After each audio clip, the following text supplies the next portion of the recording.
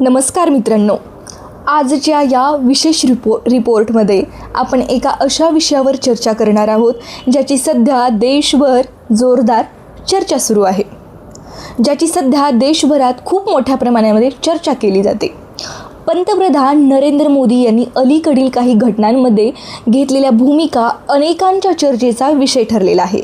विशेषतः 2 घटना सर्वाधिक चर्चेचा ठरलेल्या आहेत। पहिली म्हणजे लडाखचे सामाजिक कार्यकर्ते सोनम वांगचुक यांच्याशी झालेला संवाद आणि दुसरी म्हणजे नीट 2026 पेपर लीक प्रकरणानंतर विद्यार्थ्यांच्या आंदोलनाकडे सरकारने दाखवलेला तुलनेने सकारात्मक दृष्टिकोन। अनेक राजकीय विश्लेषकांच्या मते हा प्रश्न आहे की यापूर्वी शेतकरी आंदोलन, कुस्तीपटू आंदोलन आणि इतर अनेक आंदोलनांमध्ये सरकारने कठोर भूमिका घेतली होती। मग आता परिस्थिती वेगळी का दिसत आहे? काही विश्लेषकांच्या मते यामागील सर्वात मोठं कारण म्हणजे या आंदोलनाचं स्वरूप नीट परीक्षा ही देशभरातील लाखो विद्यार्थ्यांच्या आणि त्यांच्या कुटुंबियाशी संबंधित आहे। त्यामुळे हा विषय केवळ एका राज्यापुरता किंवा एका समाज घटकापुरता मर्यादित राहत नाही।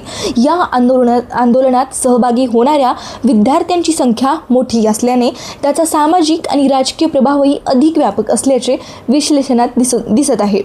मात्र सरकारकडून या विश्लेषणाला अधिकृत दुजोरा देण्यात आलेला नाही, त्यामुळे हे राजकीय निरीक्षकांचे मत म्हणूनच पाहणे आवश्यक आहे। आता या प्रकरणामुळे शिक्षण व्यवस्थेतील पारदर्शकता, परीक्षा सुरक्षा आणि विद्यार्थ्यांचा सरकारवरील विश्वास यांसारखे अनेक महत्त्वाचे प्रश्न पुन्हा चर्चेला आले आहेत। या संपूर्ण प्रकरणावर पुढील काही दिवसांत सरकार कोणतेही निर्णय घेते याकडे देशाचे लक्ष लागले आहे।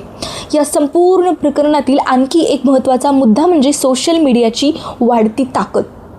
राजकीय विश्लेषकांचे म्हणणे आहे की पूर्वी आंदोलनांची माहिती मुख्यत्वे पारंपरिक माध्यमांमधून लोकांपर्यंत पोहोचत असे, मात्र आता इंस्टाग्राम, यूट्यूब, ट्विटर, टेलिग्राम आणि इतर डिजिटल प्लॅटफॉर्ममुळे माहिती काही मिनिटात, काही अगदी सेकंदामध्ये लाखो विद्यार्थ्यांमध्ये देशातील प्रत्येक कोपऱ्यामध्ये ही माहिती पोहोचत आहे। आता नीट प्रकरणातही विद्यार्थ्यांनी मोठ्या प्रमाणावर सोशल मीडियाचा वापर केला, त्यामुळे हा विषय राष्ट्रस्तरावर चर्चेत आला। काही विश्लेषकांचे असेही मत आहे की सध्याचे केंद्र सरकार आघाडी सरकार असल्यामुळे प्रत्येक मोठ्या निर्णयाचा राजकीय परिणाम अधिक काळजीपूर्वक विचारात घेतला जातो। याशिवाय काही माजी नेत्यांनी आणि विविध क्षेत्रातील व्यक्तींनीही या विषयावर प्रतिक्रिया दिल्याचे सरकारवर दबाव वाढल्याचे राजकीय निरीक्षक सांगतात।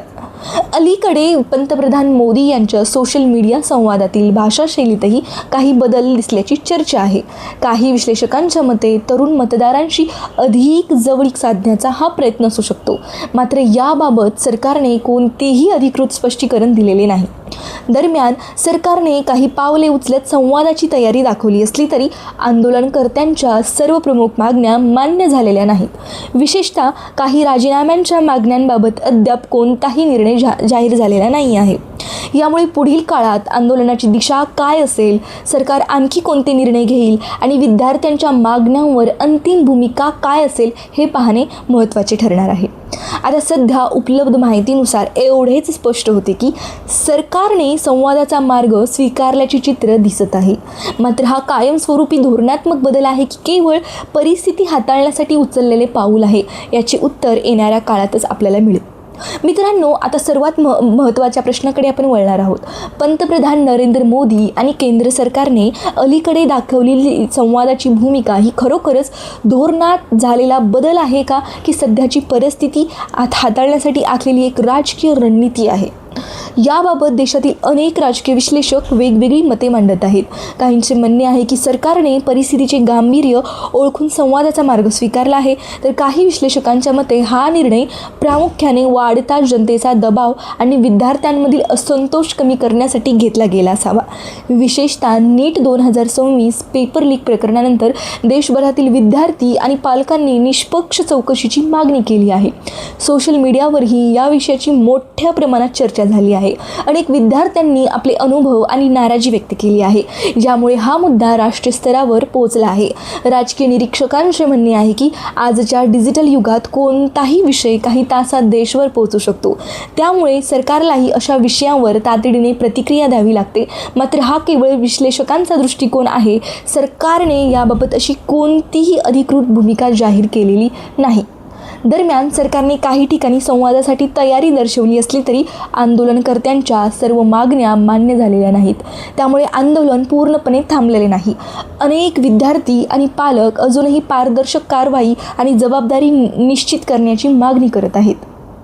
आता याच पार्श्वभूमीवर काही तज्ज्ञांचे मत आहे की कोणत्याही लोकशाही व्यवस्थेमध्ये संवाद, कम्युनिकेशन हा महत्त्वाचा मार्ग असतो.